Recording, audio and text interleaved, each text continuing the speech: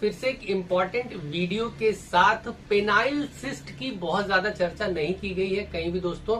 Scrotum पे या आपके टेस्टिस पे गांठ या सिस्ट पाया जाना ये बहुत आम बात है, पर पेनिस पे भी कुछ ऐसे पेशेंट आपको जरूर मिल जाएंगे जो कि सिस्ट से परेशान है। यूजुअली जब सिस्ट पेनिस पे होती है या पेनाइल सिस्ट जब भी होती है तो पेशेंट उसको बहुत ज्यादा टेंशन या सोचता नहीं है, बट जब इसमें पेन शुरू हो जाता है, दर्द शुरू हो जाता है, तो पेशेंट डॉक्टर के पास आता है। तो क्या पेनाइल सिस्ट होती है दोस्तों, किस कारण से हो सकती है, क्या कितने टाइप की होती है और होम्योपैथी में हम इसके लिए कितनी सक्षम मेडिसिन दे सकते हैं, इसी की चर्चा करेंगे। तो मैं डॉक्टर दिग्विजय चौहान आप सभी का स्वागत करता हूं अपने चैनल में। दोस्तों अगर आप चैनल पे न्यू है तो चैनल को सब्सक्राइब कर लें, एक बेल आइकन दिया उसे जरूर टच कर दें, जिससे जब भी इस तरह के इंपॉर्टेंट वीडियोज आएंगे आपको नोटिफिकेशन जाएगा और आप वो वीडियोज भी देख पाएंगे। दोस्तों पेनाइल सिस्ट जैसा कि नाम से समझ पे आ रहा है आपको, पेनिस पे होने वाली सिस्ट। दोस्तों पेनिस हमारा एक फाइब्रस स्ट्रक्चर है जहां पर 3 फाइब्रस बंडल 2 पेयर में होते हैं, जैसे कि कॉर्पस स्पॉन्जियोसस ये पेयर में पाया जाता है और जो कॉर्पस कैवर्नोसम होता है वो पेयर्ड नहीं होता है। तो ये 3 फाइबर मिलके आपका पेनिस की संरचना करते हैं और इसके अंदर बहुत ज्यादा ब्लड सप्लाई होती है। तो जब आप इरेक्शन फील करते हैं,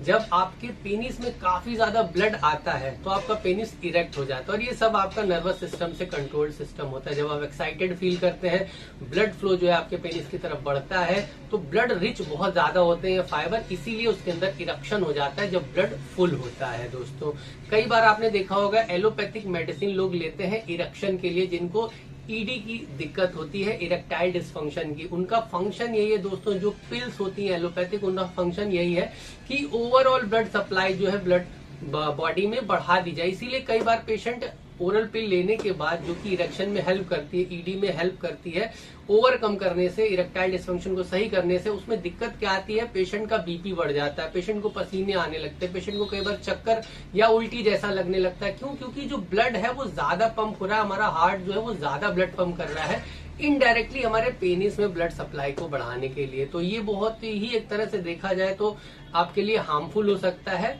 इरेक्टाइल डिसफंक्शन के लिए। दोस्तों यहाँ तक कि प्री मैच्योर इजैकुलेशन के लिए, टाइमिंग अगर कम है या आपका इरेक्शन प्रॉपर नहीं आ रहा है, इन दोनों चीजों के लिए होम्योपैथिक में बहुत अच्छी दवाएं हैं। दोस्तों इसका वीडियो मैं ऑलरेडी बना चुका हूं, नीचे डिस्क्रिप्शन में आपको दे दूंगा, आप चाहें तो वहां से देख सकते हैं। वापस आते हैं दोस्तों पेनाइल सिस्ट पे। चूंकि पेनिस एक फाइब्रस स्ट्रक्चर है, बहुत कम चांसेस होते हैं दोस्तों कि सिस्ट हो, बट पेशेंट आपको मिलेंगे और ऐसे पेशेंट जिन्हें पेन है वही इसकी चर्चा करते हैं। तो दोस्तों पेनाइल सिस्ट एक सबसे ज्यादा कॉमन कारण है सेक्सुअली ट्रांसमिटेड डिजीज। अगर आपने किसी रॉन्ग पार्टनर जिसको इन्फेक्शन हो रखा